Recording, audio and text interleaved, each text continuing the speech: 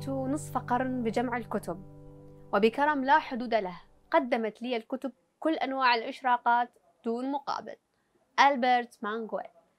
حلقتنا اليوم تتحدث عن أهمية القراءة، وإحنا أصلا ليش نقرأ؟ هذا أكثر سؤال ينطرح علي دائما، أو على أي شخص قارئ أو على أي بائع للكتب. ليش نقرأ وشنو أهمية القراءة؟ خلوني أنا وياكم نعرف أهمية القراءة.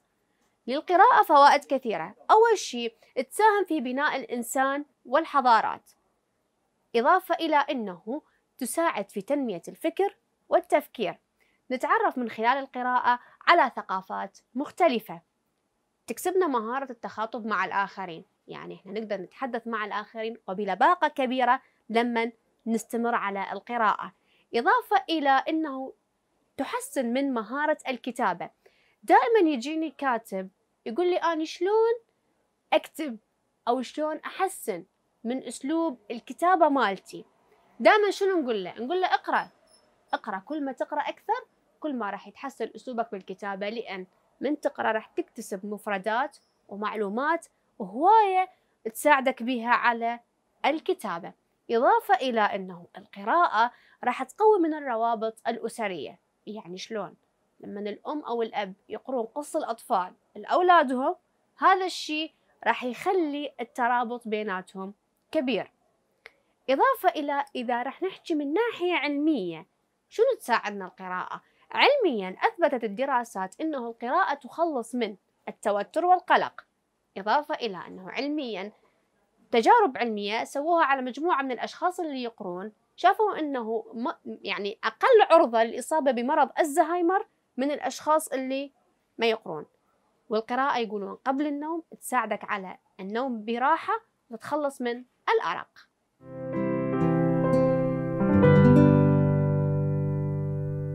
وصلنا لفقرة ترشيح كتب. اليوم راح أرشح لكم مجموعة من الكتب اللي تخص القراءة، بما أنه حلقتنا عن القراءة، واختارت لكم مجموعة عناوين للكاتب ألبرتو مانغويل. الكتاب الأول ذاكرة القراءة، اللي صادر عن دار الساقي، وهو أحد أكثر أعمال مانغويل حميمية. ترجمة جولان حاجي هذا الكتاب الأول. إضافة إلى الكتاب الثاني هم أيضا لنفس الكاتب، اسمه يوميات القراءة. ذاكر هنا يقول يوميات القراءة واحدة من أقرب الكتب تناولا وأكثرها إبهاجا للمطالعة، عمل ساحر وفاتن. دا أقرأ يعني اقتباسات لكم من اللي كاتبين عن هذا الكتاب. أوكي. وعندنا أيضا كتاب فن القراءة. فن القراءة يستحق القراءة وإعادة القراءة. النيويورك تايمز، هذا تعليق النيويورك تايمز عن كتاب فن القراءة. يقول مانغويل ثمة كتب معينة تكون بحد ذاتها مكتبة مثالية، لعل هذا الكتاب أحدها. حبيت الاقتباس، كلش حبيته. وراح ننتقل أنا وياكم إلى فقرة أنه أشرح لكم نبذة عن كتاب. طبعا الكتاب اللي اختاريته أيضا لألبرتو مانغويل. صح تقولون ليش اختارت لألبرتو مانغويل؟ بس ألبرتو مانغويل أكثر كتبه اللي كتبها كانت عن أهمية القراءة، مثل ما قلت لكم فن القراءة وتاريخ القراءة ويوميات القراءة. ألبرت مانغويل خلونا نتعرف أنا وياكم عليه شوية قبل ما نبدأ نتحدث عن هذا الكتاب. ألبرت مانغويل ولد في عام 1948. أصبح مواطن كندي، كاتب ومترجم وعضو في نادي القلم الدولي. يعيش في فرنسا. منح وسام الفنون والآداب. صدر له بالعربية عن دار الساقي مجموعة من العناوين اللي ذكرتها لكم آني. راح نتحدث عن كتاب تاريخ القراءة. تاريخ القراءة هذا الكتاب يقول وأخيرا وصلتنا حكاية الحب العظيم بين الإنسان والكتاب. كان هذا تعليق الصحيفة الإيطالية أول ما صدر هذا الكتاب. هذا الكتاب يعتبر من أهم الكتب النادرة في سرد تاريخ القراءة. حاول أن يبين ألبرت مانغويل قصة العشق بين الإنسان والكتاب، جمع كل النصوص المكتوبة والمقروءة والمطبوعة على مختلف العصور وخلاها بهذا الكتاب. اكتفى بهذا الشيء ألبرت مانغويل؟ أكيد لا، ما اكتفى بهذا الشيء. راح يبدي يتحدث لنا عن بداياته بالقراءة، وأول كتاب قراءة وأول كلمة بلش يقراها. بعدين راح يتحدث عن علاقته بالكاتب الكبير الكفيف لويس بورخيس، اللي كان يقرأ عليه الكتاب لمدة عامين. يعني ألبرت مانغويل كان يقرأ له الكتب لمدة عامين لأن كان لويس بورخيس كفيف. إضافة إلى هذا، ألبرت مانغويل يقدم لنا بهذا الكتاب مجموعة من أهم الأسماء على مستوى العالم كله اللي كانوا يكتبون ويحبون القراءة جدا. من هذه الأسماء أرسطو، ابن الهيثم، أوليفر ساك، ماريا المجدلية، والقديس أغسطينوس. بهذا الكتاب راح نشوف لتاريخ القراءة ألبرت مانغويل راح ياخذنا إلى مكان آخر، وراح يتحدث لنا عن قصة الأمير الفارسي اللي كان يصطحب ويا مؤلفاته أو مكتبته اللي مكونة من 117 ألف كتاب. تخيل أمير فارسي ينتقل بمكتبته المكونة من 117 ألف كتاب على ظهر القافلة من الجمال. ومو بس هذا، مصنفة حسب الأحرف الأبجدية. واهس القراءة وشغف القراءة خلاه يسوي هذا الشيء. وإضافة إلى هذا راح ينتقل بينا ويتحدث ألبرتو إلى أعظم سارق بالتاريخ ويروي لنا قصته، وهو الدوق البيري. بعدين يتحدث لنا ألبرت مانغويل بهذا كتابه قصة عمال التبغ في كوبا. وش بيهم؟ وش كانوا يسوون؟ دولة كانوا نتيجة لشغفهم بالقراءة وحبهم لاستماع القراءة يطلقون أسماء أبطال الروايات على أنواع الجقاير اللي يصنعوها. ألبرت مانغويل بكتابة تاريخ القراءة كل ما نتعمق بقراءته وننتقل بين الفصول راح نلاحظ أنه ألغى الزمن أو الانتقال بالزمن بين الماضي والحاضر والمستقبل. وهل هذا الفعل كان متعمد من ألبرت مانغويل؟ لو كان عابر؟ أكيد لا، كان متعمد وقاصد هذا الشيء. ليش؟ وشنو السبب؟ إنه راد يجعل تاريخ القراءة دائري أكثر من كونه يسير في مسار خطي. فراد يشرح أن تاريخ القراءة بين البشر بين الماضي والحاضر والمستقبل، وهو دا يتنقل هذه التنقلات. يمكن القارئ اللي ما متعود على هذه التنقلات السريعة وإلغاء الزمن حيحس أنه الموضوع صعب، لكن إذا تأنى بالقراءة وركز أكثر راح يشوف أنه هذا التنقل جدا سلس وبسيط وسهل. حاول أنه ألبرت أيضا ما يبين لنا أنه أكو تاريخ محدد للقراءة. ماكو تاريخ محدد للقراءة، وهذا اللي أكد به مقولته اللي قالها عفوا: التاريخ الحقيقي للقراءة هو في الواقع تاريخ كل قارئ مع القراءة. التاريخ الحقيقي للقراءة هو في الواقع تاريخ كل قارئ مع القراءة. أي يعني شنو مقصد كلامه؟ إنه كل قارئ لا يدخل لتاريخ القراءة لما يبدي يقرأ. يعني إحنا ندخل تاريخ القراءة لما نبدي نقرأ. كما تبين أن من خلال كل هذا الشرح اللي قدمناه أنه ألبرت مانغويل يأخذنا معه إلى رحلة الإنسان في القراءة على مر العصور. ومو بس هذا الشيء اللي راد يبين أنه تأثير الأوضاع السياسية الاجتماعية الاقتصادية على تاريخ القراءة. لذلك اجعل القراءة عادتك الدائمة.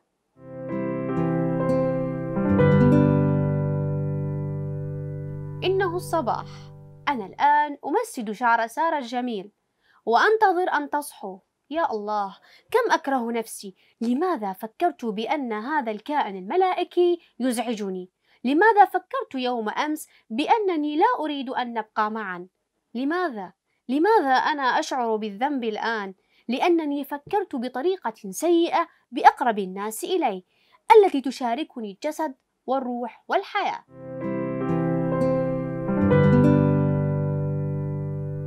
وصلنا لضيف حلقتنا لهذا اليوم، وضيف حلقتنا لهذا اليوم هو شاعر وقاص وصحفي وصاحب دار نشر من بغداد العراق. ضيفنا لهذا اليوم أيضا حاصل على عدد من الجوائز على مستوى عربي. مقالاته وكتاباته نشرت بصحف عربية وعراقية. ضيفنا لهذا اليوم الأستاذ قاسم سعودي. أهلا وسهلا أستاذ قاسم. أهلا وسهلا أستاذ.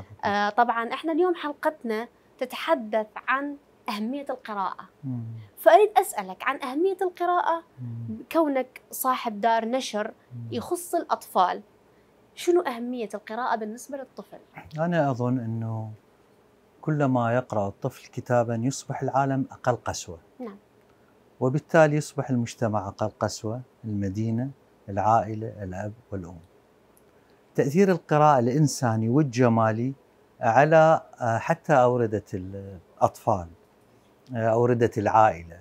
نعم. وهذه التغذية التكاملية نحتاجها في مجتمع عانى كثيرا من أزمات الحروب والحصارات والأزمات بشتى أنواعها. الطفل العراقي يحتاج إلى الكثير، وأظن أنه أهم ملمح إنساني هو القراءة. طيب إذا إحنا نريد نتحدث أو شوي نرجع بالزمن القديم، وقبل شوي جدا تحدث عن حضرتك عن فترة زمنية كانت تصدر بها مجلة المزمار ومجلتي، وراها اختفت، وهذه كانت صادرة عن دار ثقافة الطفل. دار ثقافة الطفل. اليوم وين موقع أو شنو شغل دار ثقافة الطفل؟ نعم. للأسف الشديد يعني دار ثقافة الطفل الآن يعني بالتأكيد لا نبرر لهم، لكن ما ينتج هو عبارة عن عدد واحد من مجلة المزمار ربما، وأظن أنه هو من يعني تبرع من اليونيسيف أو كذا، وهذه مشكلة كبرى. يعني دار ثقافة الطفل منذ تأسيسها يعني في الستينات وصولا إلى السبعينات كانت من أهم الدور النشر، ليست العربية فقط، لا العالمية. العالمية نعم. يعني أنتجت مئات وعشرات السلاسل القصصية العراقية والعربية والعالمية بخبرة رسامين شباب جميلين جدا وقصاصين وقصاصات، لكنها الحرب سيدتي.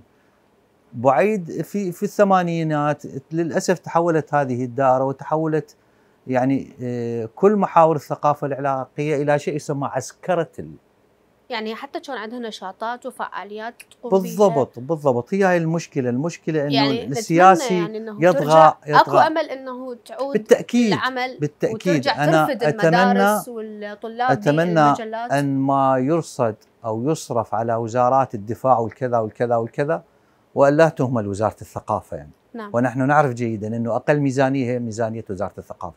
أرجوكم اهتموا بالثقافة أولا.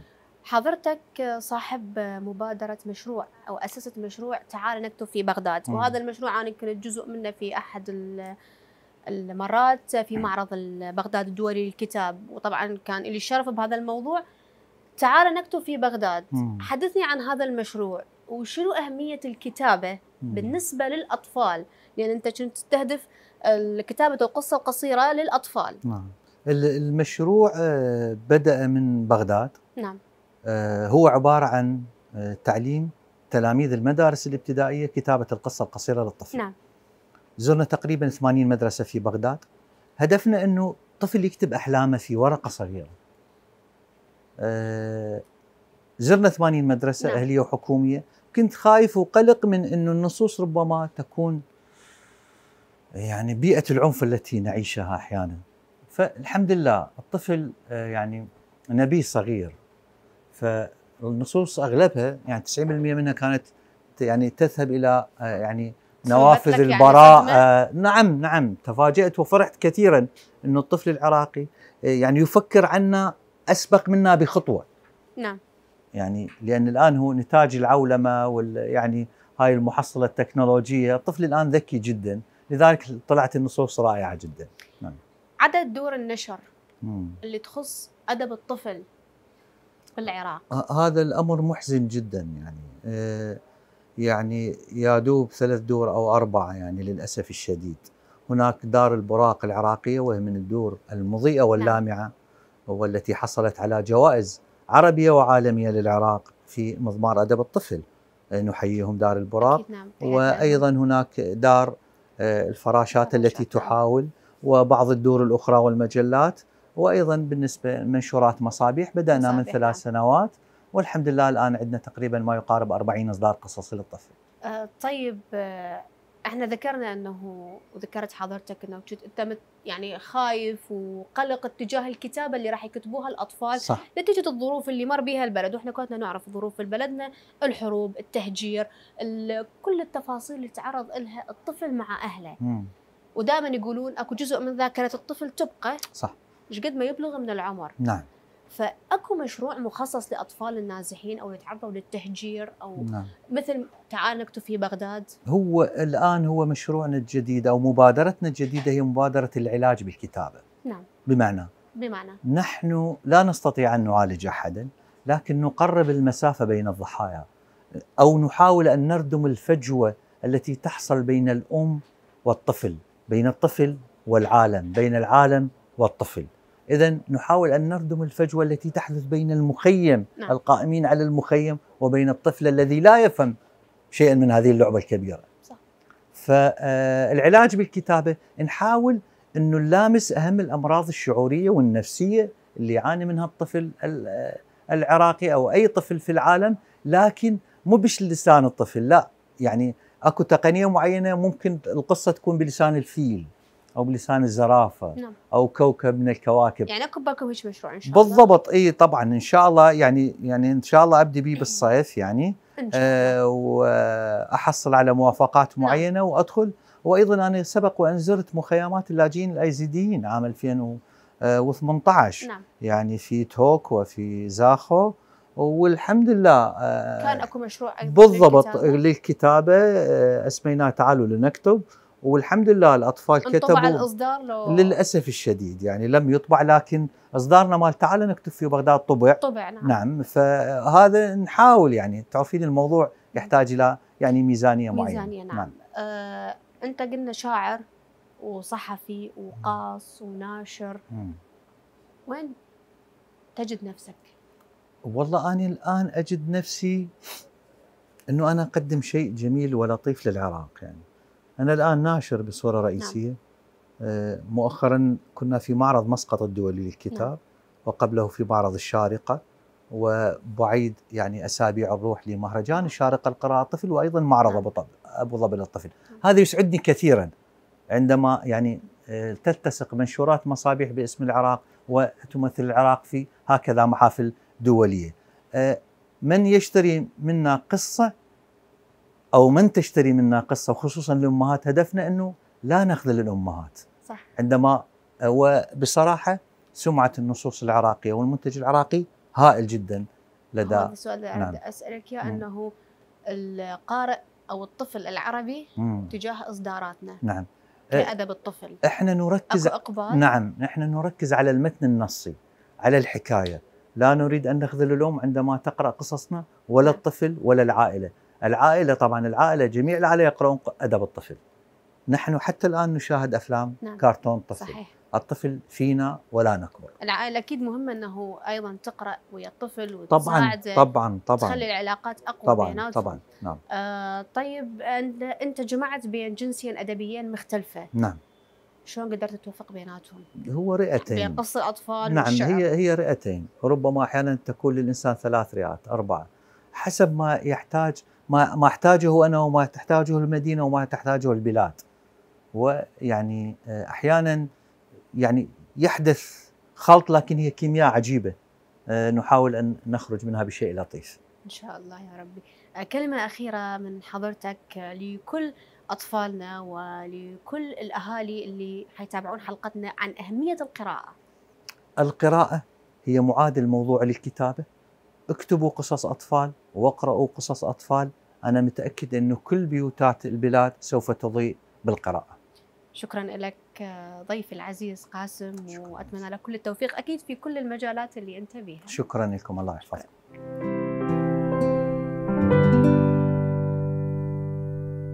وبعد ما تحدثنا ويا ضيفنا عن أهمية القراءة وخصوصا أهمية القراءة للطفل، أرشح لكم مجموعة من الكتب اللي تخص أدب الأطفال.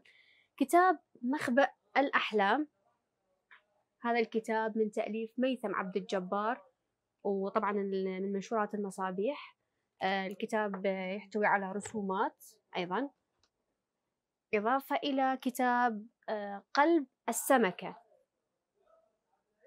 من تأليف قاسم سعودي، وأيضا الكتاب برسوم وقصة جميلة. وعندنا الكتاب الثالث، عندنا كتاب قلب واحد يكفي. هذا الكتاب من تأليف منار المدني.